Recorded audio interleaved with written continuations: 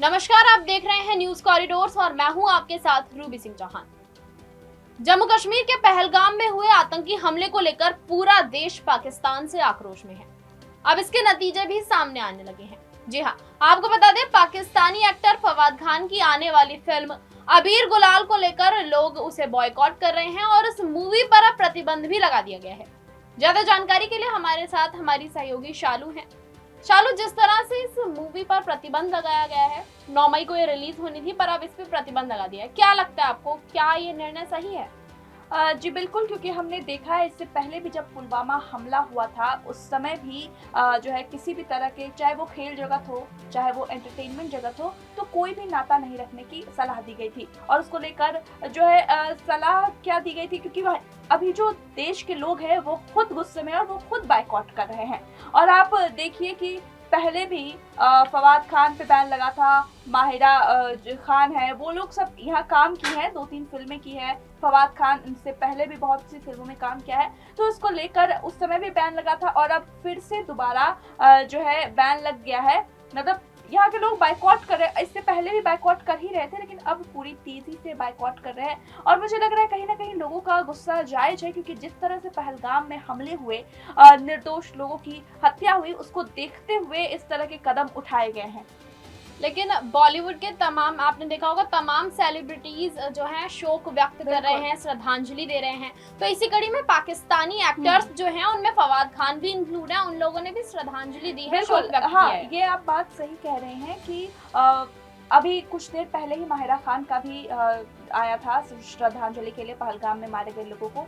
लेकिन social media पर जो है ये बातें उठ रही है, और ये हम नहीं कह रहे हैं, उन्हीं के पाकिस्तान के लोग कह रहे हैं। देखिए, आप फवाद खान की फिल्म आ रही है अबीर गुलाल, साथ ही हानिया आमिर ने तुरंत ही पोस्ट किया, उनकी फिल्म आ रही है दलजीत दोसांझ के साथ सरदार जी। और वहीं एक और हीरोइन है सनम तेरी कसम, मावरा हुसैन। हाँ। उनकी फिल्म सनम तेरी कसम 2 की बातचीत हो रही है, तो उनको लेकर उनको, और सनम तेरी कसम जब री रिलीज हुई थी तो लोगों ने खूब पसंद किया था, तो इन तीनों के पोस्ट सबसे पहले आए। हाँ। और श्रद्धांजलि दी और बोले कि ऐसी चीजें नहीं होनी चाहिए। लेकिन इन सब के आप अगर प्रोफाइल पे जाएंगे तो आप देखेंगे कि पाकिस्तान के लोग ही इनको ट्रोल कर रहे हैं, बोल रहे हैं कि आप इंडिया में कुछ, आप इस पर शोक संवेदना व्यक्त कर रहे हैं। लेकिन जब पाकिस्तान में ऐसा कुछ होता है, पाकिस्तान में जब ट्रेन को हैक कर लिया गया, हाईजैक कर लिया गया था बलूचिस्तान में, तब तो आपने कुछ नहीं कहा, तब आपकी श्रद्धांजलि कहाँ गई? ये सब आप पीआर स्टंट क्यों कर रहे हैं? तो इस तरह की बातें हो रही है, तो कहीं ना कहीं पाकिस्तान के लोगों को भी समझ में आ रहा है कि कैसे पीआर स्ट्रेटजी अपनाई जा रही है। चाहे वो और उन लोग, उन तीनों के मन में यही है, जो 3 एक्ट्रेस ने अभी श्रद्धांजलि अर्पित की थी, कि इंडियन जो पब्लिक है वो उनकी फिल्म देखे और उनको कोई नुकसान ना हो जाए। वहीं इससे पहले और भी लोग ये भी करें कि और भी तो हीरोइनें हैं, एक्टर हैं जो इंडियन फिल्म इंडस्ट्री में काम कर चुके हैं, उन्होंने तो शोक संवेदना नहीं व्यक्त की। आप ही तीनों क्यों कर रहे हैं? क्योंकि आपकी फिल्में आ रही है इसीलिए आप कर रहे हैं। तो ये बहुत बड़ी बात है, जो पाकिस्तान की जनता भी सवाल उठा रही है और इंडियन जनता तो सवाल उठा ही रही है। लेकिन आपको एक बात और बता दूं कि बॉलीवुड की ही एक्ट्रेस हैं दिया मिर्जा, उनका एक इंटरव्यू की क्लिप वायरल हो रही है। हालांकि ये पहलगाम हमले से पहले की क्लिप है, जिसमें उन्होंने कहा है कि पाकिस्तानी एक्टर्स, मतलब ये जो मुद्दा है इसे हमें कला से दूर रखना चाहिए। उनका कहना है कि सबको मेल भाव से काम करना चाहिए, नहीं देखना चाहिए पाकिस्तानी है इंडियन है। इस पर आप क्या कहेंगे? देखिए, चाहे वो पाकिस्तानी हो या चाहे वो इंडियन हो, ठीक है, हमारा पड़ोसी मुल्क है, अभी उन्होंने जो काम किया है, कितने देर तक हम शांत रहेंगे? और दूसरी बात, आप देखिए कि जब ऐसे हमले होते हैं, जब किसी के परिवार से कोई जाता है, तो वो ये नहीं देखता है कि क्या सही है क्या गलत है, वो भावनाओं में होता है, वो इमोशंस में होता है। और अभी जहाँ तक बात है, भारत की जनता भावनाओं में है, वो दुखी है, वो उस माँ के लिए दुखी है, वो उस बीवी के लिए दुखी है कि उनकी क्या गलती है। वो तो हनीमून मनाने गए थे ना, और वही लोग हैं जो अपनी नई नई शादियों के कपल हो गए आपकी फिल्में भी देखने जाएंगे, आपके ड्रामास भी देखेंगे। लेकिन फिर इस तरह की घटना होती है तो वो मास में गुस्सा निकलता है, वो किसी एक इंसान का गुस्सा नहीं है। तो अभी जो हो रहा है वो इमोशंस में हो रहा है, और कहीं ना कहीं लोग बहुत गुस्से में हैं, और उस चीज को समझना बहुत सही है। अभी आप सही और गलत किसी को नहीं बता सकते हैं। आप उस माँ के घर जाके, उस बीवी के घर में जाके नहीं बता सकते हैं कि आप ये सही कर रहे हैं, ये गलत कर रहे हैं। सब कुछ अभी गलत है। सही बात है।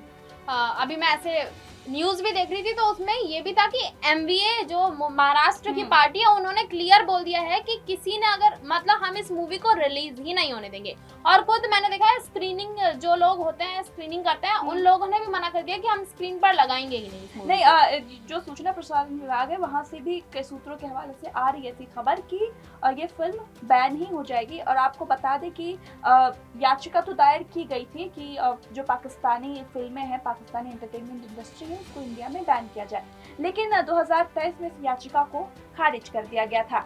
लेकिन 2016 से ही जो है अनऑफिशियली जो कहते हैं कि अनकहा कुछ सच होता है, तो इस चीज को माना जा रहा था और बायकॉट किया जा रहा था। अभी कुछ दिन ही हुए हैं जब फवाद खान की फिल्म आ रही है। आप देखेंगे कि इससे पहले फवाद खान खुद 3 फिल्मों में आए हैं, ए दिल है मुश्किल, खूबसूरत हो गया, फिर एक कपूर एंड सन्स, इन 3 फिल्मों में वो आ चुके हैं। चाहे हिंदी जो इरफान खान के साथ एक्ट्रेस थी वो भी काम कर चुकी हैं, और ऐसे तमाम बहुत सीनियर एक्टर्स भी रहे हैं जो उसमें काम कर चुके हैं। लेकिन 2016 के बाद ये एक अनकहा जो है अनऑफिशियल चीज हुआ था कि अब पाकिस्तान के लोग इंडियन फिल्म इंडस्ट्री में काम नहीं करेंगे, चाहे किसी भी तरह की मैच नहीं खेली जाएगी। लेकिन अब कुछ दिनों से शुरू हुआ है तो मुझे लगता है कि अब ये और कंटिन्यू ही होगा। आपको बता दें फवाद खान इस मूवी से दोबारा से बॉलीवुड में कमबैक कर रहे थे। 2016 में जब ए दिल है मुश्किल आई थी वो उनकी आखिरी फिल्म थी। उसके बाद अब ये जो फिल्म आ रही है इससे दोबारा कमबैक कर रहे हैं। उस टाइम भी उरी और जब सर्जिकल स्ट्राइक वगैरह हुई थी तब जो है रोक लगा दी गई थी, पर रोक टेम्पररी थी। यहाँ एक सवाल और उठ रहा है, वो भी करेंगे, लेकिन उससे पहले एक और बात बता दूं कि इस आबिर गुलाल मूवी के जितने भी सॉन्ग्स थे वो भी हटा दिए गए हैं यूट्यूब प्लेटफॉर्म से।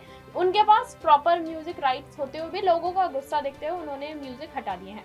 अब सवाल पर आते हैं तो सवाल ये उठ रहा है कि जिस तरह से ये जो बॉलीवुड मूवीज के ही डायरेक्टर अपनी मूवीज में पाकिस्तानी एक्टर्स को ले रहे हैं, अभी तक टेम्पररी बैन है, परमानेंट बैन किसी ने किया नहीं है, तो क्या परमानेंट बैन कर देना चाहिए? देखिए, जैसे मैंने पहले ही कहा है कि वो तो सबकी बुद्धि विवेक पे काम करता है, और ये एक अनऑफिशियल रूल बन चुका था बॉलीवुड में। अभी का नहीं पता, पर ऐसा लोग कहते हैं कि कला का कोई बॉर्डर नहीं होता, कला सरहद पार होती है। लेकिन कुछ मौकों पर देखा जाता है कि कभी कभी हमें देश के बारे में सोचना चाहिए। अब परमानेंटली बैन लगेगा नहीं लगेगा और क्या कुछ होता है वो तो सरकार डिसाइड करेगी, कोर्ट डिसाइड करेगी, और जो लोग फिल्में बना रहे हैं वो डिसाइड करेंगे। आपको बता दें आबिर गुलाल 9 मई को रिलीज होने वाली थी। अब जब उस पर बैन लग गया है तो वो इंडिया में रिलीज नहीं होगी। इस पर आपकी क्या प्रतिक्रिया है? बैन लगना चाहिए था, नहीं लगना चाहिए? आप भी हमें कमेंट बॉक्स में बताएं और देखते रहें न्यूज़ कॉरिडोर।